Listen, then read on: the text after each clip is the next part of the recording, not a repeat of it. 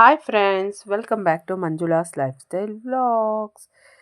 ಎಲ್ಲರೂ ಹೇಗಿದ್ದೀರಾ ಫ್ರೆಂಡ್ಸ್? ನೀವೆಲ್ಲ ಚೆನ್ನಾಗಿದ್ದೀರಾ ಅಂದ್ಕೊಂಡಿದ್ದೀನಿ. ನಾನು ಕೂಡ ಚೆನ್ನಾಗಿದ್ದೀನಿ. ನೋಡಿ ಫ್ರೆಂಡ್ಸ್, ಇವತ್ತಿನ ರೆಸಿಪಿ ತುಂಬ ಟೇಸ್ಟಿಯಾಗಿ ಈಸಿಯಾಗಿ ಮಾಡುವಂಥ ಬದನೆಕಾಯಿ ಫ್ರೈ ಅಥವಾ ಕರಿ ಅಥವಾ ಬದನೆಕಾಯಿ ಗೊಜ್ಜು ಅಂತ ಹೇಳ್ಬೋದು. ಎಣ್ಣೆಕಾಯಿನೇ ಮೀರಿಸುವಂಥ ಪಲ್ಯ ಇದಾಗಿರುತ್ತೆ ಅಥವಾ ಕರಿ ಆಗಿರುತ್ತೆ. ಇದನ್ನು ಒಮ್ಮೆ ಎಲ್ಲರೂ ಟೇಸ್ಟ್ ಮಾಡಲೇಬೇಕಾಗಿರೋವಂಥ ರೆಸಿಪಿ. ತುಂಬ ಕ್ವಿಕ್ಕಾಗುತ್ತೆ. ಎಣ್ಣೆಗಾಯಿಗೆ ತುಂಬ ಪ್ರೊಸೀಜರ್ ಇರುತ್ತೆ, ಬಟ್ ಇದು ಆ ಥರ ಪ್ರೊಸೀಜರ್ ಏನೂ ಇಲ್ಲ.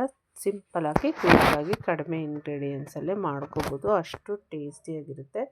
ಇದನ್ನು ನಾನಿವತ್ತು ಚಪಾತಿ ಜೊತೆ ಸರ್ವ್ ಮಾಡಿ ತೋರಿಸ್ತಾ ಇದ್ದೀನಿ. ಇದನ್ನೇ ನಾವು ದೋಸೆ, ನೀರು ದೋಸೆ ಅಥವಾ ರೊಟ್ಟಿಗಳಿಗೆ ಅಥವಾ ಅನ್ನದೊಟ್ಟಿಗೆ ತುಂಬ ಚೆನ್ನಾಗಿ ಇದು ಹೊಂದ್ಕೊಳ್ಳುತ್ತೆ ಅಂತಲೇ ಹೇಳ್ಬೋದು. ಬನ್ನಿ ಫ್ರೆಂಡ್ಸ್, ಇದನ್ನು ಹೇಗೆ ಮಾಡೋದು ಅಂತ ನೋಡೋಣ. ಮೊದಲಿಗೆ ಇದು ಒಂದು ಕಡಾಯಿ ಇಟ್ಟಿದ್ದೀನಿ. ಅದು ಬಿಸಿ ಆದಮೇಲೆ ಒಂದು 4 ಸ್ಪೂನ್ ಆಗೋಷ್ಟು ಎಣ್ಣೆ ಬಿಸಿಗಿಟ್ಟೆ. ಎಣ್ಣೆ ಕಾದ ನಂತರ ಒಂದು 1/2 ಸ್ಪೂನು ಸಾಸಿವೆ ಹಾಕ್ಕೊಂಡೆ. ಸಾಸಿವೆ ಸಿಟಪಟ ಅಂದಮೇಲೆ ಒಂದು 1/2 ಸ್ಪೂನ್ ಆಗೋಷ್ಟು ಜೀರಿಗೆ ಸಹ ಹಾಕ್ಕೊಂಡಿದ್ದೀನಿ. ಜೀರಿಗೆ ಫ್ರೈ ಆದಮೇಲೆ ಈಗ ನೋಡ್ಬೋದು 2 ದೊಡ್ಡ ಗಾತ್ರದ ಈರುಳ್ಳಿಯನ್ನು ಸಣ್ಣಕ್ಕೆ ಕಟ್ ಮಾಡಿ ಇದಕ್ಕೆ ಸೇರಿಸೋವಂಥದ್ದು. ಈಗ ನೋಡಿ, ನಾನು ಈರುಳ್ಳಿನ ಇದಕ್ಕೆ ಹಾಕ್ಕೊಳ್ತಾ ಇದ್ದೀನಿ. ಹಾಕ್ಕೊಂಡು ಚೆನ್ನಾಗಿ ಇದನ್ನು ಮಿಕ್ಸ್ ಮಾಡ್ಕೊಳ್ಬೇಕು ಫ್ರೆಂಡ್ಸ್. ಅಲ್ಲಿವರೆಗೂ ಚೆನ್ನಾಗಿ ಫ್ರೈ ಮಾಡ್ಕೊಳ್ಳಿ. ಈಗ ನೋಡಿ, ಇದನ್ನೆಲ್ಲ ನಾನು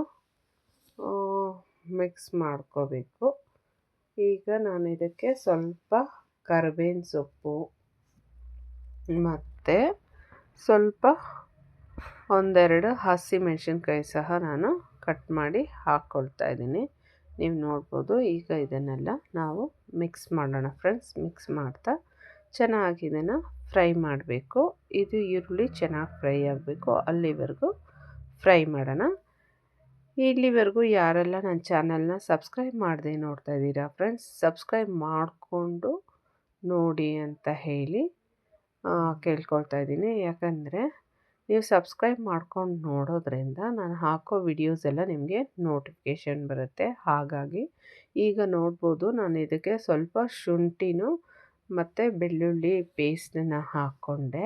ಅದನ್ನು ಫ್ರೈ ಆದಮೇಲೆ ಕಟ್ ಮಾಡಿರೋಂಥ, ಅಂದರೆ ಬದನೆಕಾಯಿನ ಸ್ಲೈಸಾಗಿ ಕಟ್ ಮಾಡ್ಕೊಂಡಿದ್ದೀನಿ. ಅದನ್ನು ಸಹ ನಾನು ಇದಕ್ಕೆ ಹಾಕ್ಕೊಂಡು ಚೆನ್ನಾಗಿ 1-2 ನಿಮಿಷ ಎಣ್ಣೆಲೇ ಫ್ರೈ ಮಾಡಬೇಕು ಫ್ರೆಂಡ್ಸ್.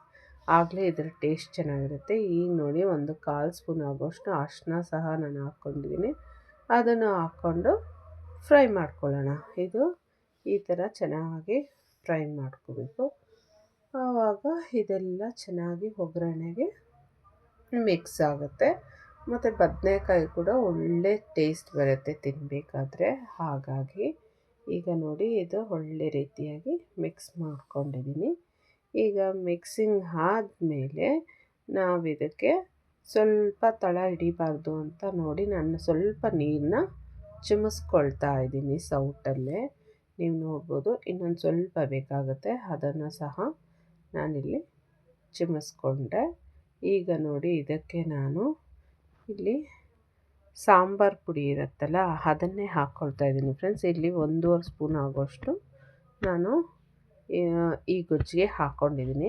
ನಿಮ್ಮ ಮನೆಯಲ್ಲಿರುವಂಥ ಸಾಂಬಾರು ಪುಡಿನೇ ನೀವು ಯೂಸ್ ಮಾಡ್ಕೋಬೋದು. ಮತ್ತು ರುಚಿಗೆ ತಕ್ಕಷ್ಟು ಉಪ್ಪನ್ನು ಸಹ ಹಾಕ್ಕೊಳ್ತಾ ಇದ್ದೀನಿ. ಇದನ್ನೆಲ್ಲ ಹಾಕ್ಕೊಂಡು ಚೆನ್ನಾಗಿ ಒಂದೊಳ್ಳೆ ಮಿಕ್ಸ್ ಕೊಡೋಣ. ಇದನ್ನು ಚೆನ್ನಾಗಿ ಮಿಕ್ಸ್ ಮಾಡಿದ್ಮೇಲೆ ನಾವು ಇದನ್ನು 1-2 ನಿಮಿಷ ಮುಚ್ಚಿಡಬೇಕು ಫ್ರೆಂಡ್ಸ್.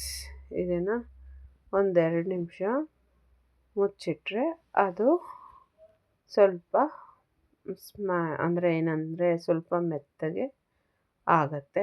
ನೋಡಿ, ಸ್ವಲ್ಪ ನೀರು ಕೂಡ ಚಿಮುಕ್ಸ್ತಾ ಇದ್ದೀನಿ. ಯಾಕಂದರೆ ಡ್ರೈ ಪೌಡ್ರೆಲ್ಲ ಹಾಕಿದ್ವಲ್ಲ, ಅದು ಸ್ವಲ್ಪ ಗಟ್ಟಿ ಮತ್ತು ತಳ ಹಿಡಿಬಾರ್ದು ಅಂಥೇಳಿ ಸ್ವಲ್ಪ ಸೌಟಲ್ಲೇ ನೀರು ಚಿಮುಸ್ಕೊಳ್ತಾ ಮತ್ತೆ ಎಲ್ಲನೂ ಒಂದು ಮಿಕ್ಸ್ ಕೊಟ್ಬಿಟ್ಟು ಈಗ ಇದನ್ನೆಲ್ಲ ಚೆನ್ನಾಗಿ ಸ್ಪ್ರೆಡ್ ಮಾಡಿ ಈಗ ನಾವು ಇದನ್ನು ಮುಚ್ಚಿಡೋಣ. ಬದನೆಕಾಯಿ ಅಲ್ವಾ ಫ್ರೆಂಡ್ಸ್, ಬೇಗ ಬೆಂದ್ಬಿಡುತ್ತೆ.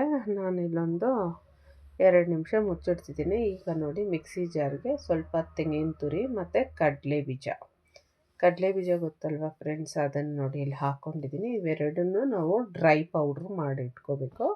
ಈಗ ಮಿಕ್ಸಿಗೆ ಒಂದು ಟೊಮೆಟೊನ ನಾನು ಮಿಕ್ಸಿಗೆ ಸ್ವಲ್ಪ ರಫಾಗಿ ಮಿಕ್ಸ್ ಅಂದರೆ ಮಿಕ್ಸಿಗೆ ಹಾಕ್ಕೊಂಡಿದ್ದೀನಿ. ಇವಾಗ ತರಿಯಾಗಿರುವಂಥ ಟೊಮೆಟೊನ ಇಲ್ಲಿ ಹಾಕ್ಕೊಳ್ತಾಯಿದ್ದೀನಿ, ನೀವು ನೋಡಬಹುದು. ಹಾಕ್ಕೊಂಡು ಒಂದೊಳ್ಳೆ ಮಿಕ್ಸ್ ಕೊಡೋಣ.